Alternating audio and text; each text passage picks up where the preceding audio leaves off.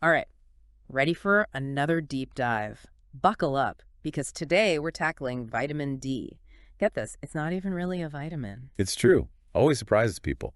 We're talking about a hormone masquerading as a vitamin. Sneaky, sneaky. So we've got all this research you sent over, really interesting stuff. But before we get into the nitty-gritty, what's the deal with vitamin D actually being a hormone? Basically, the vitamin D we get, whether from sunlight or food, it's like a starting point.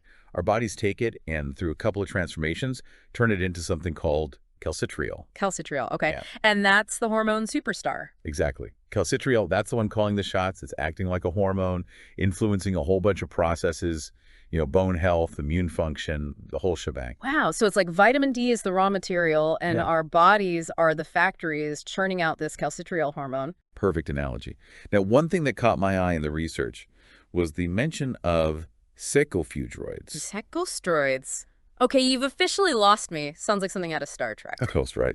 Don't worry, it's not as complicated as it sounds. Think of secosteroids as just a specific type of organic molecule. And guess what?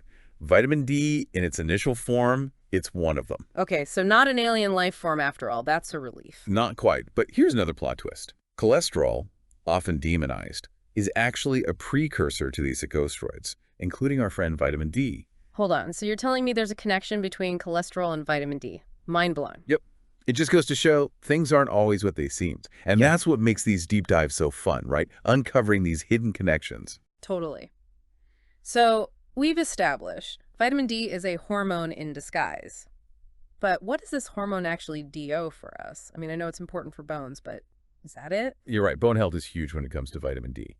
But it's bigger than just bones, even though that's a big part of the story. Think of it this way. We need calcium for strong bones. Everyone knows that, right? Right. Got my milk mustache ready. Chuckles. Exactly. But here's the thing.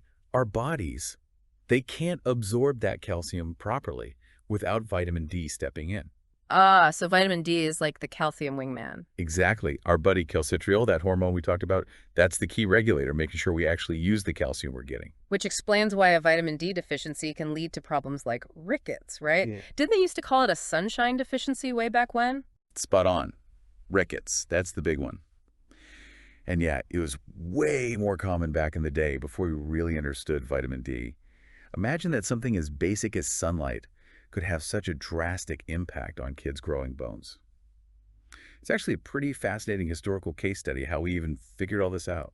It really highlights how important this sunshine vitamin really is. Makes you want to soak up every ray. But, and here's a question I've always had, if vitamin D is so crucial, why aren't more foods naturally packed with it? You'd think our plates would be overflowing with the stuff, right? Mhm. It's a really good question, and honestly, it puzzled scientists for ages. Right. I mean, I always figured milk was a natural vitamin D powerhouse. Turns out it's fortified, right? Not a natural source after all. You got it. And milk's not alone. Lots of foods are fortified with vitamin D, some cereals, orange juice, even certain yogurts. It's like we have to give our diets a vitamin D boost artificially, because getting enough from food alone is actually tricky. Fortification, it's like secretly sneaking in those essential nutrients where we least expect it. But this whole idea of needing to fortify foods brings up a bigger question. To supplement or not to supplement? That is the question. Yeah, that's the big question, isn't it? To pop a pill or soak up some sun. What's the verdict? Well, it's not as simple as just picking one or the other. Oh, I figured. There's always a catch, right? Right. It's easy to think vitamin D is good, more vitamin D is better. But our bodies are complicated. There's a lot of back and forth in the research about whether supplementation is actually necessary or beneficial for people who aren't deficient. Which makes sense. When you think about how important vitamin D is, it stands to reason that there would be some nuances. It can't be one size fits all, right? Exactly. It's about your specific needs, right? Yeah. Your genetics, where you live, even your lifestyle plays a role. Someone in sunny Southern California is going to have very different vitamin D needs than someone living in, say, Scotland. Like trying to pick the right winter coat when everyone has different temperature preferences. Well, exactly. And that's where it gets really tricky with research. It's hard to design studies that can account for all that individual variation. Plus, you've got ethical considerations.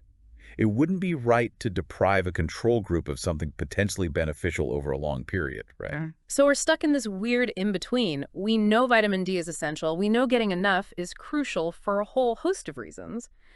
But this whole supplementation question, it's still a bit of a head scratcher. Yeah, head scratcher that scientists are working hard to figure out. Every new study brings us closer to really understanding the complexities of vitamin D, how it works, the best ways to get enough, the whole 9 yards. It's kind of exciting in a way, like we're uncovering a mystery one clue at a time. But even with the unknowns, one thing's for sure. Diving into all this research, it's made me way more aware of my own vitamin D levels. Makes you stop and think, huh? Absolutely. And that's the great thing about these deep dives, right? It's not just about learning facts, it's about connecting those facts to our own lives. 100%. So, to everyone listening, have you given any thought to your own vitamin D levels? Where do you fall on the sunshine spectrum? Have your thoughts on vitamin D shifted at all during our deep dive today? As we've been talking about the individual benefits, it's got me thinking. We talk a lot about how important vitamin D is for us personally, but what about the bigger picture? What about the environmental impact of, say, widespread supplementation? Something to Well, consider. yeah, that's a really good point. We often hyper-focus on individual health, but you're right, there's this whole other layer of sustainability. Are our choices hurting or helping the planet? Really interesting stuff to think about. Definitely. It all ties back to the bigger picture of approaching health and wellness from every angle, considering the individual, but also considering the impact of our choices on a global scale. Well said. We've journeyed from sunshine to supplements, from bone health to the bigger picture. And just like the science we've been discussing, our own journeys of discovery, they never really end. So keep those minds open, keep asking those questions, and join us next time for another deep dive adventure.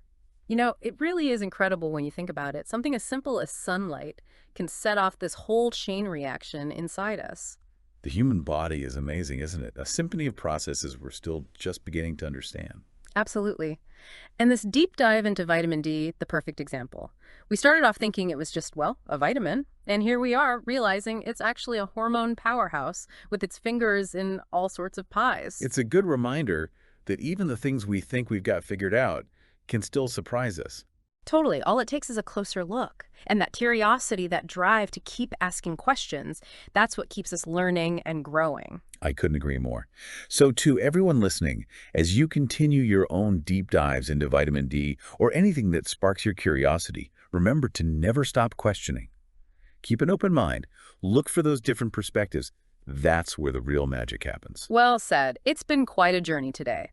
From soaking up rays to swallowing supplements, from bone health to the bigger picture of our planet, this vitamin D deep dive has been full of twists and turns. In a moments galore. Exactly. Yeah. So until next time, keep exploring, keep those minds engaged, and we'll catch you on our next deep dive adventure.